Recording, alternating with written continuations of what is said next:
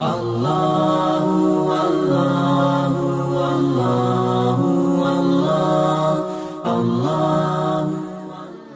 تعالیٰ بندوں کو آزماتا ہے، پرکھ کرتا ہے، امتحان لیتا ہے، طرح طرح کی نعمتوں سے اسے مالا مال کرتا ہے، کاروبار وسیع ہو جاتا ہے، اس کے لیے دولت کے انبار لگ جاتے ہیں، دنیاوی مال و اسباب اس کے لیے جمع ہو جاتا ہے، منصب ملتا ہے، عہدہ ملتا ہے، اقتدار ملتا ہے، شان و شوکت ملتی ہے، لوگوں کے دلوں میں اس کا گھر بنتا ہے، تو اس کے ذہن میں یہ بات آتی ہے کہ میرے رب نے مجھے جو عزت دی ہے میں اس کا استحقاق رکھتا تھا، اور میں اگر اس لائق نہ ہوتا تو مجھے کیوں نوازا جاتا، تو گویا میرا رب میرے اوپر راضی ہے۔ اور پھر جب محفل نعت میں مہمان خصوصی بھی بن گئے تو پھر تو ان کے نفس کو اور تسکین مل گئی۔ جب پیر صاحب نے بھی ان کو ہی اہمیت دی تو پھر انہیں لگا کہ واقعہ ہی ہمارا رب ہم پہ راضی ہی ہے، تبھی تو ہمیں مذہبی طبقوں کے اندر بھی اہمیت مل رہی ہے، حالانکہ وہ جانتے ہیں کہ ہم نے یہ دولت کیسے حاصل کی ہے، وہ جانتے ہیں کہ ہمیں سجدے کی توفیق نصیب نہیں ہے، وہ جانتے ہیں کہ آج اس محفل میں مہمان خصوصی سے تو کل ہم شراب خانے میں تھے، انہیں پتہ ہے، لیکن اس کی طرف توجہ نہیں جاتی، سوچتے نہیں ہیں، بلکہ وہ یہ سمجھتے ہیں کہ ہمیں یہ جو عزت مل رہی ہے یہ اللہ تعالیٰ کی طرف سے ہماری کسی قبولیت کی وجہ سے یہ عزت ہے، حالانکہ یہ ان کی آزمائش تھی، ان کا امتحان تھا۔ دوسری بات، وَأَمَّا إِذَا مَبْتَلَاهُ، اور جب اللہ اس کو آزماتا ہے، فَقَدَرَ عَلَيْهِ رِزْقَهُ، اور اس کے رزق کو تنگ کرتا ہے، اس کو آزمائش کی بھٹی میں ڈالتا ہے، فَيَقُولُ رَبِّي أَهَانَنِ، تو پھر وہ چیخ اٹھتا ہے، میرے رب نے تو مجھے ذلیل کر کے رکھ دیا۔ بیماری آ جائے، ابتلا میں مبتلا ہو تو وہ کہتا ہے کہ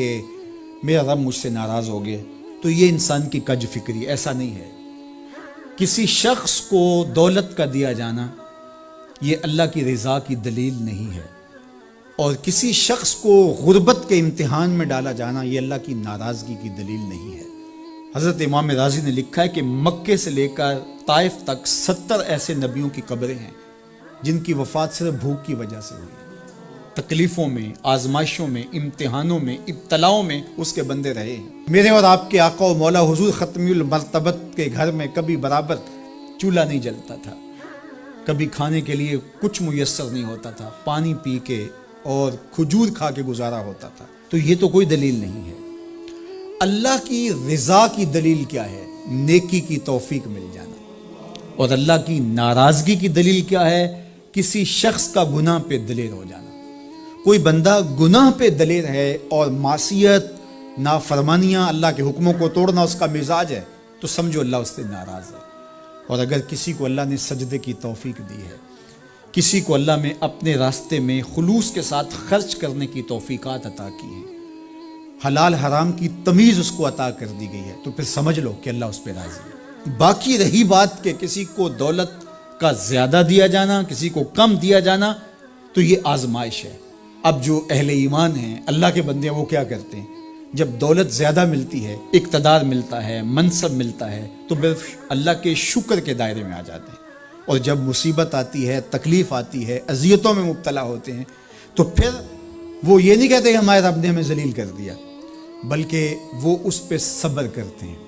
اور اللہ کے حضور دعائیں کرتے ہیں، التجائیں کرتے ہیں کہ مالک تو نے جو جس آزمائش میں ڈالا ہمیں پورا اترنے کی توفیق نصیب فرما، ہماری سفید پوشی کا بھرم نہ ٹوٹے،